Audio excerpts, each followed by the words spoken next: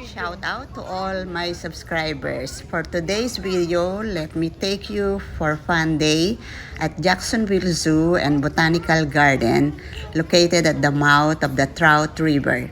This is another surprise from my daughter to take time out from her daily busy schedule. So follow us.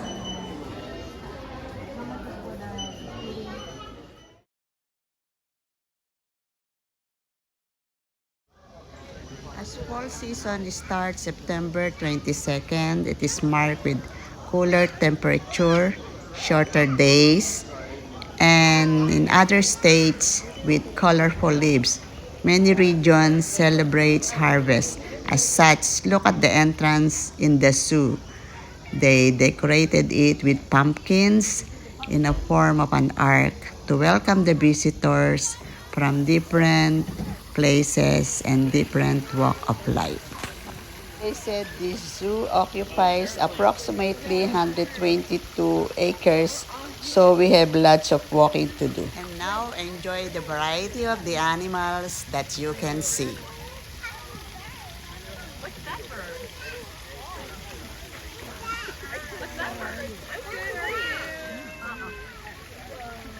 It's getting busy. I don't mind those in the water. What is that fruit? So that's on I have no idea.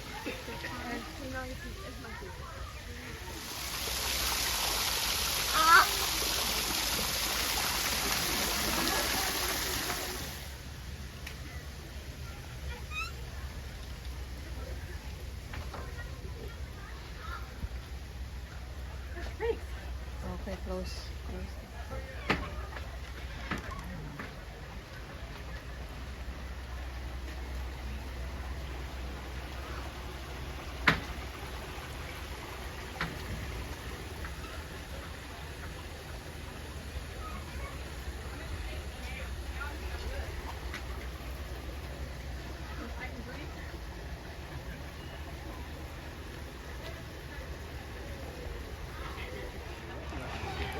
Nine and 11. You want to go pick the stingray first? Sure. We are now entering the Stingray Bay and let's find out what we are going to encounter here.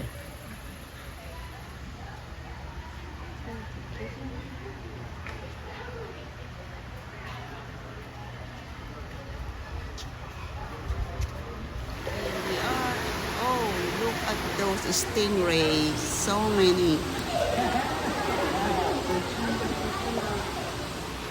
Here we can experience hands-on encounter with gentle stingrays.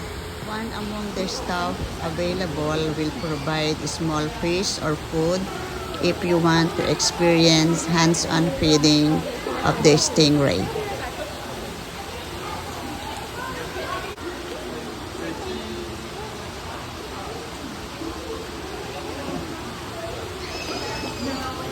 And here my daughter will try to experience it.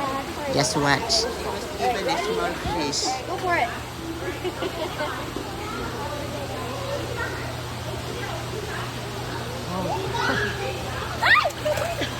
Oh, my daughter screamed as she didn't expect it will happen so soon.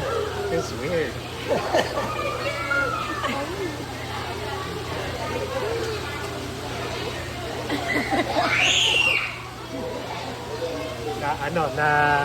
Natakot. You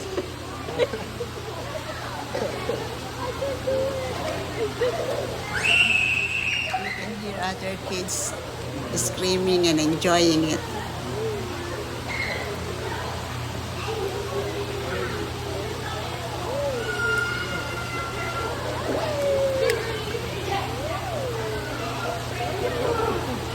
Visitors also asked to wash their hands before and after visiting. Here we are at the Elephant Sanctuary. You can have interactive adventure with the elephant during its painting session. but they have limited space, so we were not able to have that opportunity. But we are happy to see this wonderful, huge elephant. Oh, it's coming. Hi. Si Dumbo. Are you Dumbo? Oh, that's huge.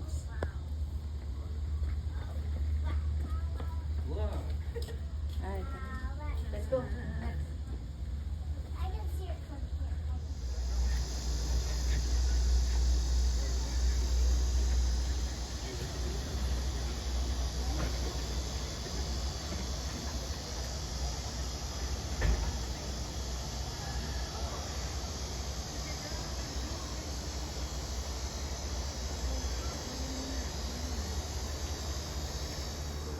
Oh, I'm so attracted with this American Beauty Berry.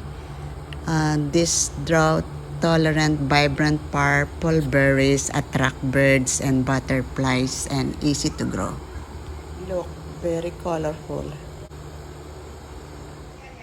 Oh, first time I saw this kind of animals. It says here Eastern Bongo. Bongos sport a beautiful chestnut coat with striking vertical lines. Large horns rise almost 2.5 feet out of their skull with solid single twist.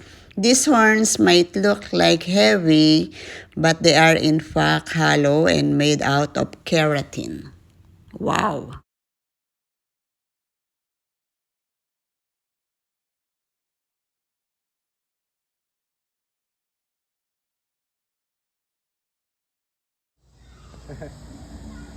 Hello! Hello! Hello! Hi. Hi, buddy. Hello. Hi. Hi. Hi. Hi.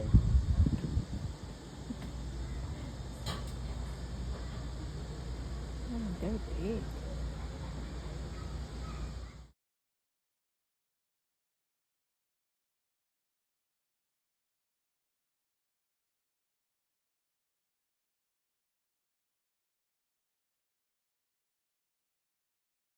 Can you spot any lion? It is sleeping. Can you see?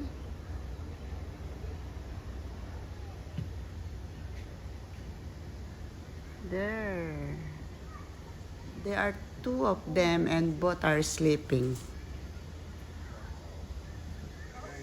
Okay guys, let's continue our stroll. Follow us and experience these peaceful walks along these shady greeneries.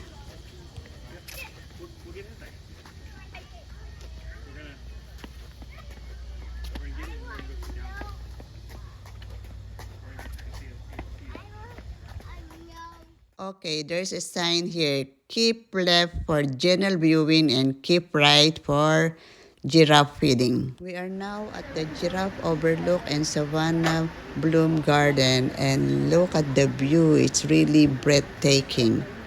We are going to the elevated viewing platform and we'll stay at the right side as we would like to experience giraffe feeding.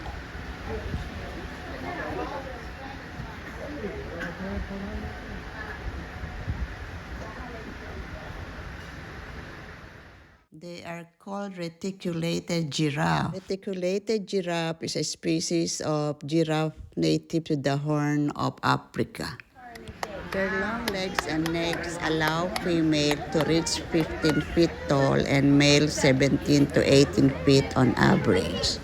Height is not enough. They can extend their tongue up to 18 inches beyond their head to reach tree tops, curling branches to strip leaves.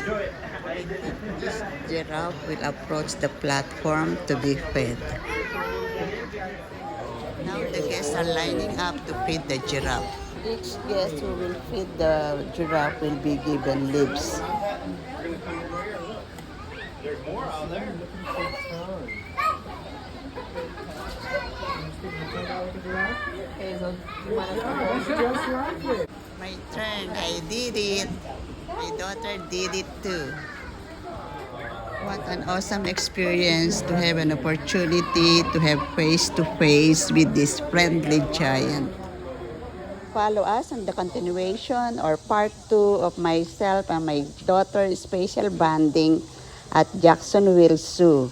You bet this will be another fascinating educational journey that offers glimpse into captivating and wonderful world of wildlife and nature. Thanks for watching. Please comment and share, like, subscribe, and click the notification bell so you will always be updated with my new video.